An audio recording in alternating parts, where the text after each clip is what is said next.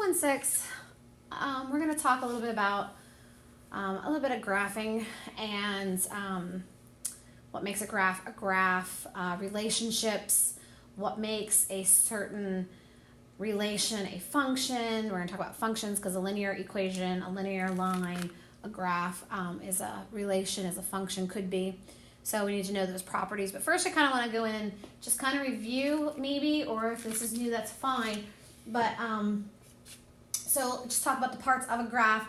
The horizontal line that runs through this centerpiece. Let's first talk about that centerpiece.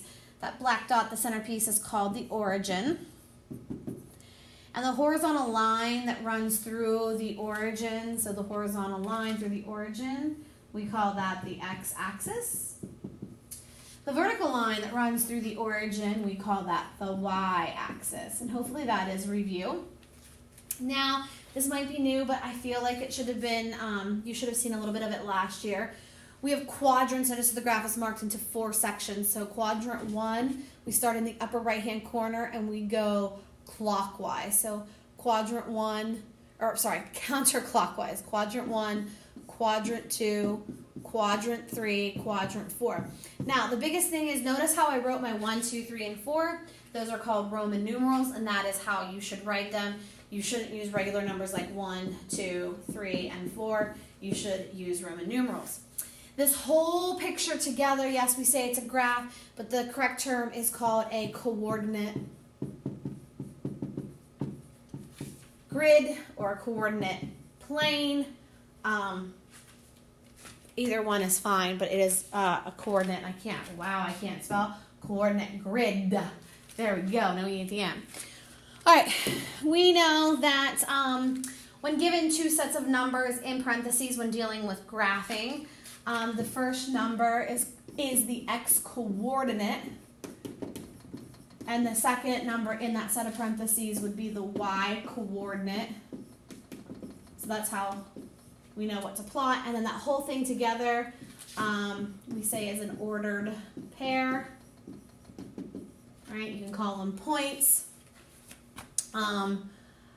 It's really up to you. Ordered pair, points.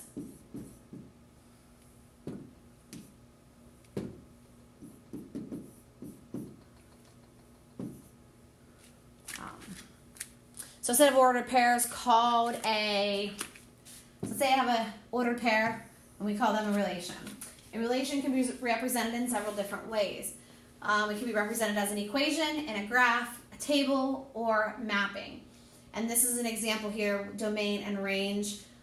This is an example of mapping down here. And we'll learn how to do that here in a second. So a mapping illustrates how each element of the domain is the first number, domain is your x-coordinate, and your range is going to be your y-coordinate, so remember that is important. The set of the first numbers is the domain, so that's your x-coordinate. The second set of numbers in the ordered pair is your range, that's your y-coordinate. This mapping represents the ordered pairs -2, 4, -1, 4, 0, 6, 1, 8, and 2, 8. And then that's what you know, that's the line, say, okay, -2 is mapped to 4 because -2, 4 is an ordered pair. -1 also goes to 4, and that's fine. 0 to 6, 1 to 6, or 1 to 8, 2 to 8, that's fine.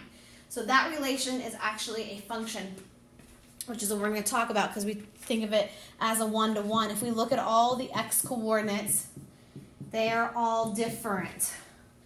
So this is a function because all of the x-coordinates are different.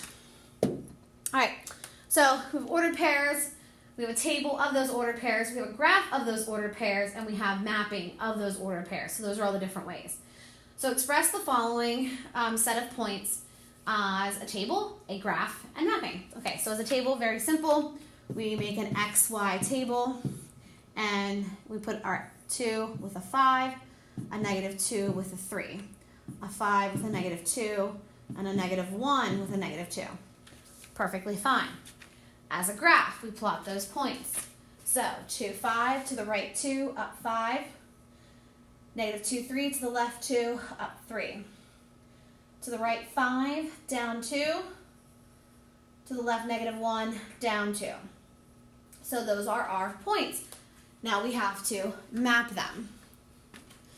So our mapping, you can just make, rectangles. I usually just make like ovals here.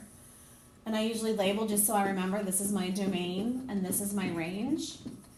And then I look at those points and I put all of my x coordinates, so 2, -2, 5, and -1. 2, -2, 5, and -1. And if I notice in the y's, I have the same y value for 2 of them, so -2. So I only have to write 5, 3, and -2.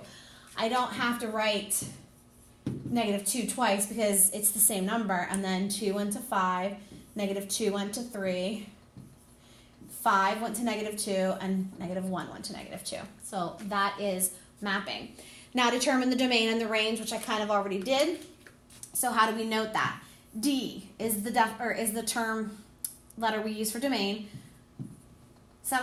colon, and then these little squiggly braces, and then you would write 2, -2, 5, -1. That's your domain. And then your range is R, colon, braces, 5, 3, -2, brace. And that's how you show your domain and range of a function. In a relation, the value of the variable that determines the output is called the independent variable. And the variable with a value that is dependent on that value is the independent variable. Is dependent on the value of the independent variable is called the dependent variable. The domain contains values of the independent variable. The range contains the values of the dependent. So your domain are your independents because you can pick anything you want for your domain. Your range, your output, depends on what you put in for your input. So that's why the range is dependent on what you use for the domain. Identify the independent and dependent variables for each relation. The dance committee is selling tickets to the fall ball. The more tickets that they sell, the greater the amount of money they can spend for decorations. So we need to identify the independent and the dependent variable. So what is the independent variable? So the independent variable will be the number of tickets. So independent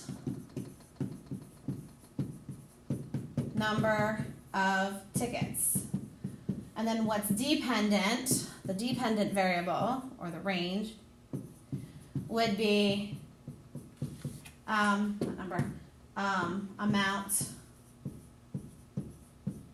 of money spent on decorations. Because the amount that they spend is going to be dependent on how many tickets they sell. So your independent was the number of tickets, and then your dependent was the money spent on decorations. Generally, the average price of going to the movies has steadily increased over time. So what would be our independent? What would be our dependent?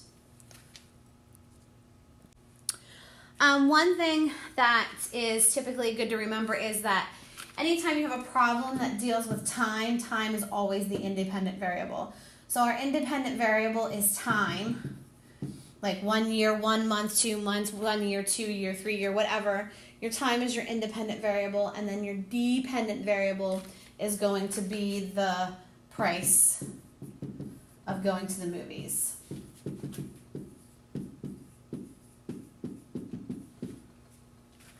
So that is our independent and dependent variables and how to find them in word problems.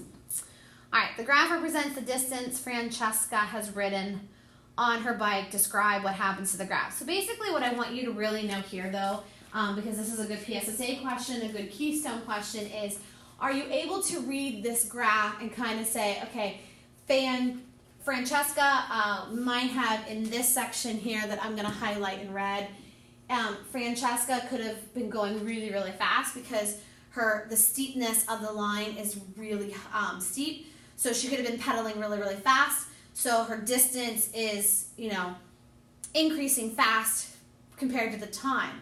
And then we notice this little horizontal line, which means she probably took a break. So her distance didn't increase. She probably stopped somewhere. Could have been at a store, could have been at her, grandparents or parents' house or friend's house, whoever, or she was just tired and she stopped to take a break.